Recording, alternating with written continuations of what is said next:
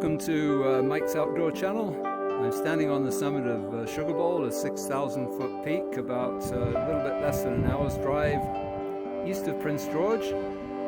It's a pretty stiff hike to get here. It's 14 kilometers round trip and about 1,500 vertical meters, or about 4,000 vertical feet. But it's a beautiful place. It's very accessible. There's a quick scan around. Looking now to the south, coming around to see the Rocky Mountains to the northwest. And you should be able to see the summit cairn behind me.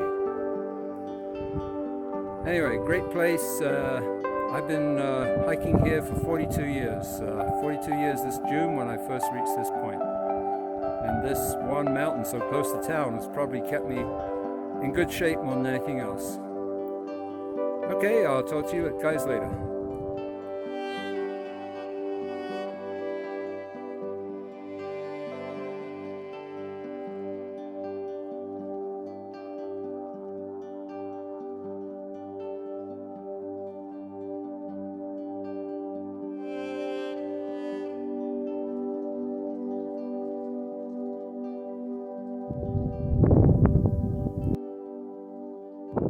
So down below is the Rocky Mountain Trench, one of the longest rift valleys. Actually, it's a slip fault that extends from the lower 48 all the way up into the Yukon, where it becomes part of the Tintina Trench.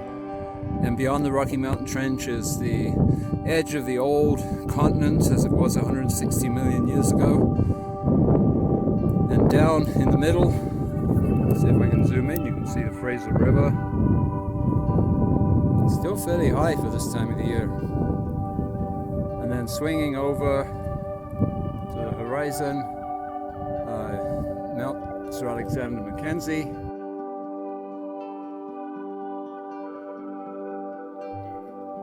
Okay, as I'm descending off the summit, down the summit pyramid, some more fairly nice flowers coming up.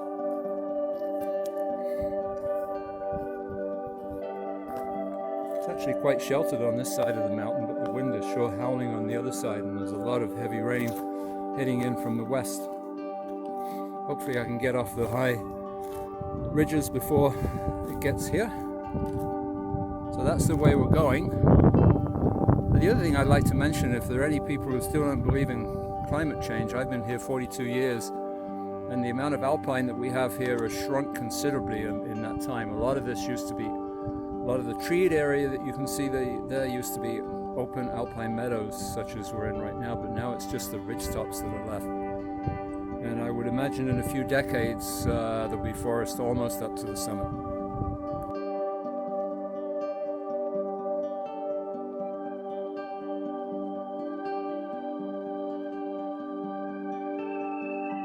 The other thing I wanted to say is that this is one of the last strongholds of the mountain caribou in British Columbia, and in fact in the world. And the herd here is still holding up fairly well, and it's not uncommon to see caribou down in the meadows below me here, and also across the Rocky Mountain Trench along the Bear Paw Ridge. So we have more flowers here.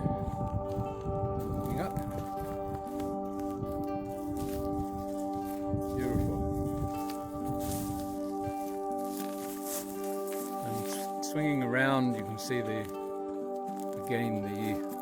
route out along the ridgetop, all the way to the front ridge. You can see the weather beyond that, and then 3,000 vertical feet down to the highway. While the storm seems to be sliding by to the north, there'll probably be more rain behind it, but right now I'm still dry. And here's a look back at the summit from the ridge hike out, summit pyramid.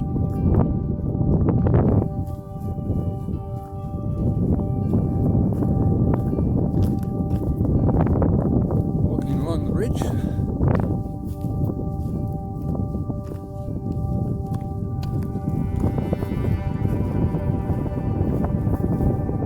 Nothing beats ridge hiking.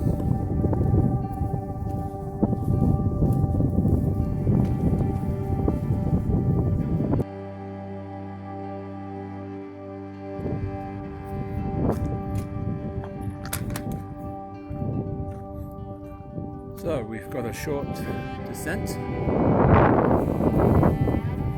Climb back up to the front ridge before we start the main trail down.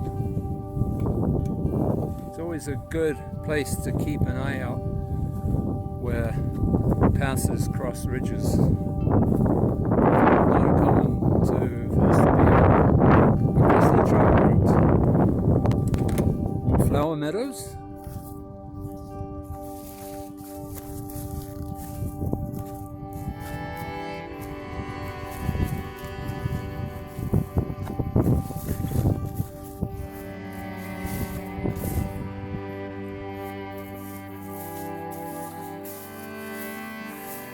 So as I was saying, this used to be a lot more open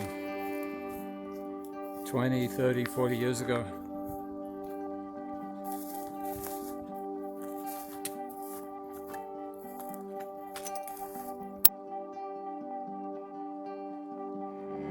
Again, these are the kind of mountain passes to be a little bit wary of. I certainly wouldn't camp in a place like this. I've met more grizzly bears in mountain passes than probably almost everywhere else combined. It's a beautiful spot though, looking down into the Rocky Mountain Trench again and across to the Rockies.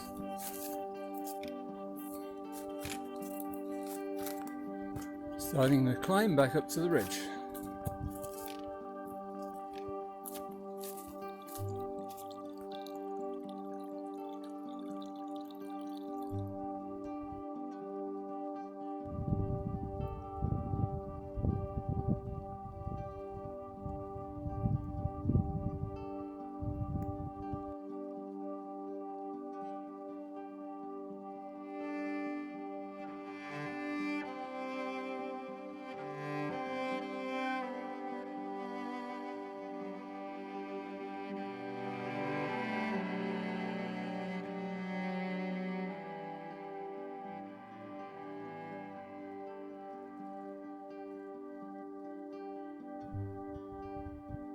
Well, the alpine flowers are just magnificent. So there's another storm coming right at me. I'm at the upper alpine knoll on the front ridge, having climbed back up from the crossover ridge, and this is looking back towards the summit where we were a short while ago. This is one of two small alpine patches that are left on the front ridge. The rest have now reverted to forest. Okay, time to shut off the phone and head down before that storm hits.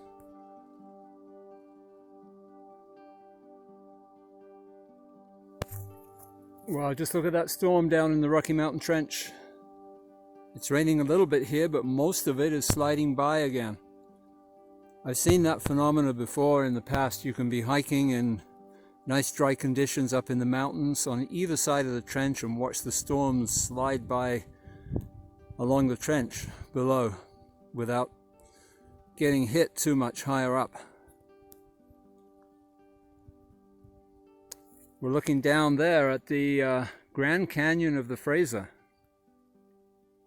If I can zoom in a little bit, right there is the Grand Canyon of the Fraser.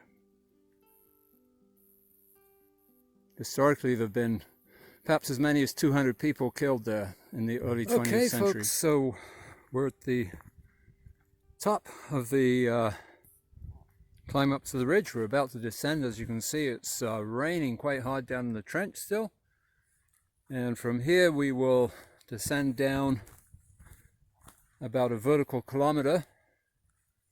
A little bit of open alpine at the top, but it's disappearing fast. This used to be completely open, this little chute here. And then down into the trees, into the ESSF, the Engelmann Spruce of Alpine Fir, and then lower down into the ICH, the interior cedar hemlock, which are really truly antique forests. So at this point, I think I'll sign off and start the hike down. Thanks for watching.